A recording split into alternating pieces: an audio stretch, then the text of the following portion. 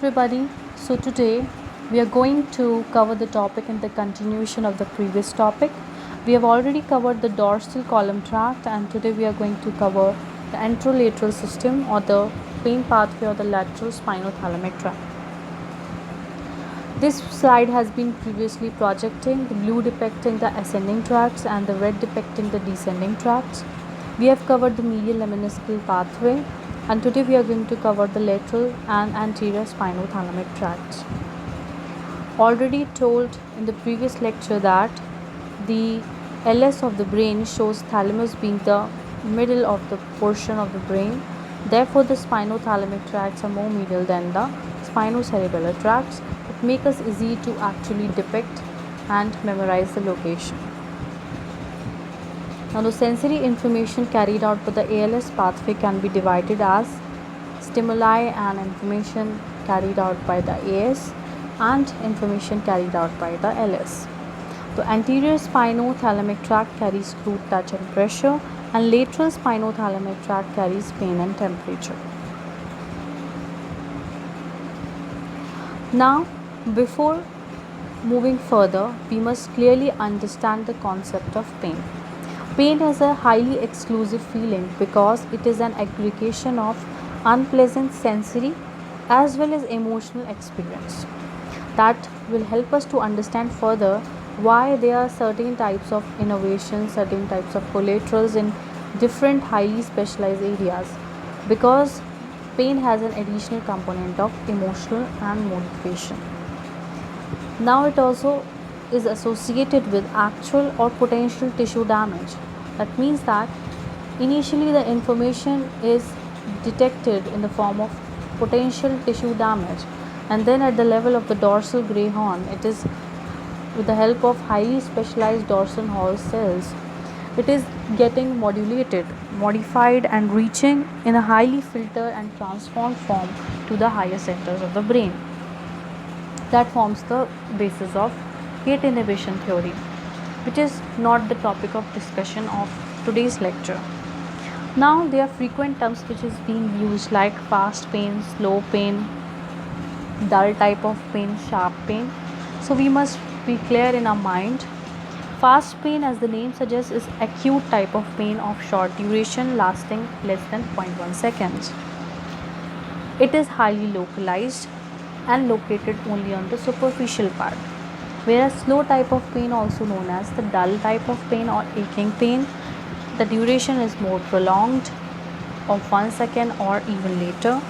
It is usually also can be said as visceral type of pain, which is poorly localized and diffuse, usually felt by people suffering from the chronic long lasting diseases. Now there are two types of sensory information or two types of sensory touch, that is fine touch carried out by the dorsal white column tract and crude touch carried out by the anterolateral system. Fine touch is a highly discriminative type of touch, that is, it enables the subject to detect the shape and texture of objects and exactly localize the site of touch. Therefore, it has highly specialized receptors. Whereas in the crude touch, the receptors are poorly differentiated like the free nerve endings. Therefore, it is a poorly localized diffuse type of sensation. It is highly indiscriminative type of touch, and we need a very strong stimuli to make it actually discriminative.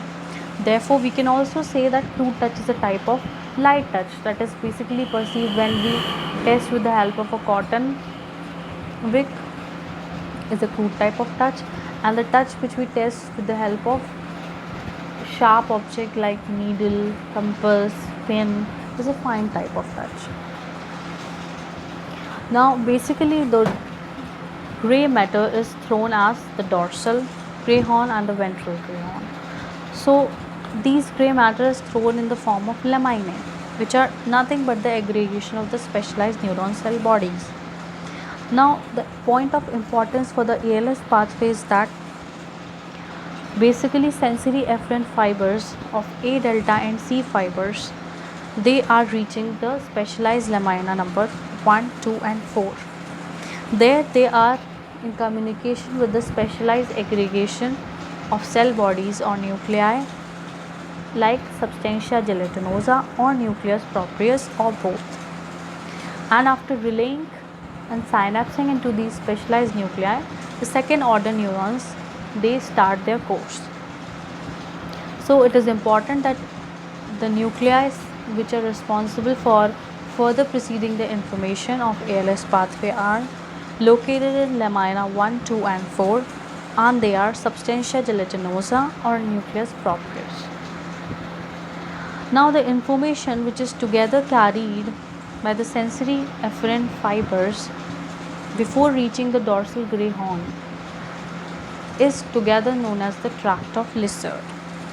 And this tract of Lissard actually reaches into the various lamina of the dorsal gray horn. Now the specialized type of sensory information is carried out by the specialized receptors. All type of receptors are basically free nerve endings which are bare dendrites. They lack any specializations. They are poorly differentiated and not wrapped in connective tissue.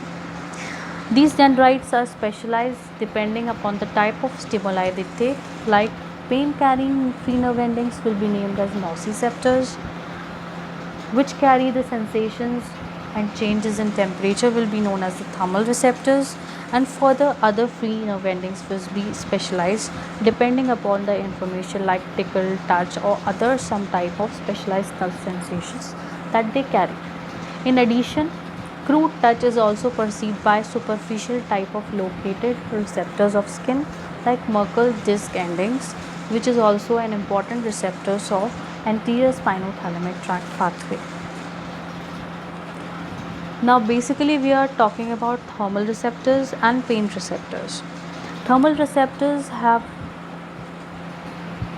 to detect the changes, that is cold variations and warm variations. The normal firing threshold potential for detecting the warm receptors is above 30 degrees Celsius.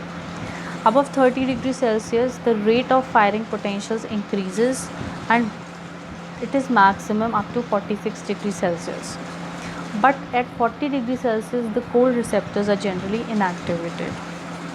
When the temperature of the body falls, say up to 24 degrees Celsius, then there is a significant change in the rate of firing potential of the cold receptors. When the body's temperature significantly falls, say up to 10 degrees Celsius, or the body temperature reaches below 10 degrees Celsius, then these cold receptors get inactivated. Now the pain receptors or nociceptors basically detect the potential or actual tissue damage. Whenever there is an injury at any site, there is a release of inflammatory mediators like histamine, bradykinin, prostaglandins and substance P. These act as transmitters and send information to the sensory efferent nerve impulses which carry the information forward. In the dorsal gray horn, with the help of specialized dorsum Hall cells, these informations are modulated, modified and then sent as the perception of pain to the higher centers of the brain. Now this is a rough sketch of the anterolateral system. These receive the sensory input and via the sensory efferents as the primary order neurons pass through the dorsal root ganglion to the dorsal horn. There they relay and synapse in the substantia gelatinosa or nucleus proprius. From there, second order neurons arise. They decussate through the anterior white commissure and they travel to the contralateral part of the spinal cord. They ascend upwards. In between part of the brainstem, they send collaterals to the reticular formation and other areas of the cortex. Then they relay into the VPL part of the nucleus of thalamus, and the third order neurons arise and they reach via posterior limb of internal capsule to the somatosensory area of the brain. Now somatotropic organization, in the context of dorsal white gray column, we have already studied that the lowermost sensations of the body are carried more medially and the uppermost sensations of the body are carried more laterally. But you can easily differentiate between the pattern which is followed in ALS system, that from lateral to medially, the lateral part carries the sensations, from the lower part of the body, more medial towards the gray matter, the sensations which are carried out by the upper parts of the body. Now, lateral spinothalamic tract, the type of information is pain and temperature. Therefore, the receptors are free nerve endings or nociceptors and thermoreceptors. The type of sensory efferent fibers are A delta and C fibers. A delta being myelinated carries fast component of pain, and C type of unmyelinated fibers carries slow or dull type of pain. Now these pass through the dorsal root ganglion as primary order neurons. They reach the dorsal gray column. They synapse into the lamina, like A delta synapse into lamina 1 and 4, and C fibers synapse into lamina 1 and 2. From there, after communicating from the nucleus of substantia gelatinosa and nucleus proprius, they ascend ventrally, they decussate on the anterior white commissure, and then they pass to the contralateral side of the spinal cord. Then they ascend upwards. The third order neurons begin from the vepal part of the thalamus, and then they are thrown as corona radiata or radiations into the somatosensory area of the brain. Now the blue one depicts the somatosensory area of the brain, which is primarily the primary somatosensory area. It consists of area number 3, 1 and 2, which are specially known as Brodmann areas of the brain. Now the anterior spinothalamic tract, the sensations are light touch or crude touch and pressure. Therefore, the receptors will be Merkel discs and free nerve endings.